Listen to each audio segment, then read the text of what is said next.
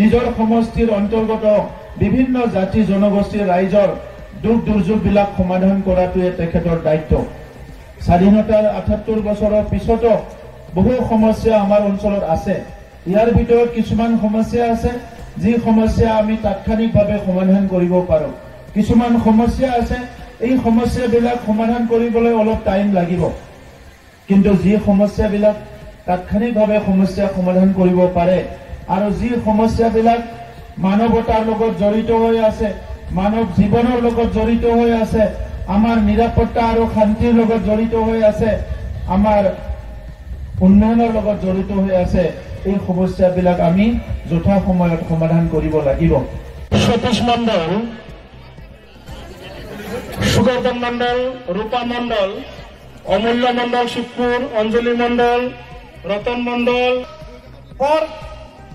আহাৰেৰ ব্যবস্থা কৰা হয়েছে।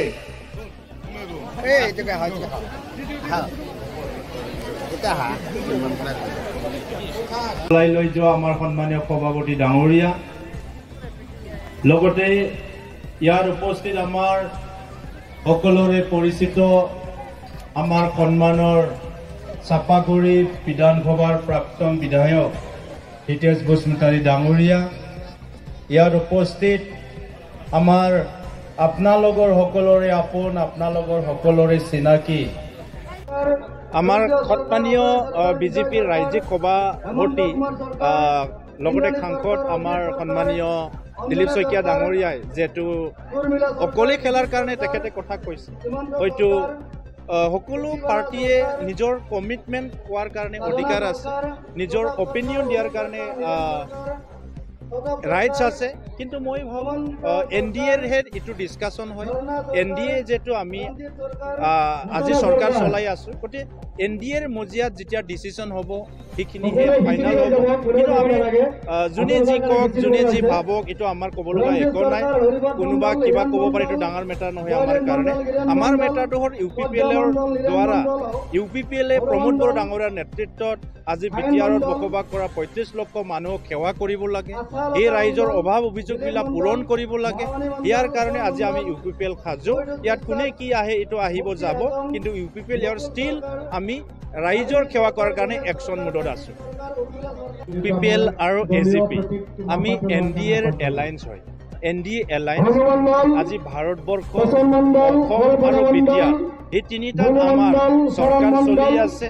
গতিকে চৰকাৰটো এলায়েন্সত চলি থাকিব, কিন্তু আমি সকলো ৰাজনৈতিক দলে নিজা নিজা সাংগঠনিক দিশটো কাম কৰাটো, শক্তিশালী কৰাটো নিজৰ নিজৰ দায়িত্ব। গতিকে বিজেপি পাৰ্টি হিচাপে বিজেপিও নিজৰ কাম কৰি আছে, আমি UPPL হিচাপে আমিও কাম কৰি আছোঁ। আমাৰ NDA এলায়েন্সটো কণ্টিনিউ আছে, ইয়াত আমাৰ কোনো খেলিমেলি নাই। সকলোৱে নিজৰ পাৰ্টিটো শক্তিশালী কৰাটো বিচাৰে, সেই হিচাপে আমি UPPLৰ জইনিং মিটিঙতো আৰু বিজেপিৰ আৰু কোনোবা ৰাজ্যিক প্ৰেচিডেণ্টটো আহিব নোৱাৰে, বা বিজেপিৰ যোগদান কাৰ্যতো আমাৰ UPPLৰ প্ৰেচিডেণ্ট ইয়াত অংশগ্ৰহণ কৰিব নোৱাৰে। গতিকে আপোনালোকে আজি ইয়াত দেখিছে বিজেপিৰ কোনো ইয়াত নেতা উপস্থিত নাই, কাৰণ এইটো UPPLৰ জইনিং। গতিকে বিজেপিৰ মিটিঙত আমাৰ কোনেও পাৰ্টিৰ মানুহ নাথাকে জইনিং কাৰ্যসূচীত।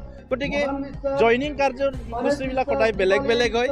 গতিকে আজি ইয়াত বিভিন্ন পাৰ্টি একেলগে জইনিং নকৰে, নহ'লে এইটো আৰু বেলেগ পাৰ্টি হৈ যাব।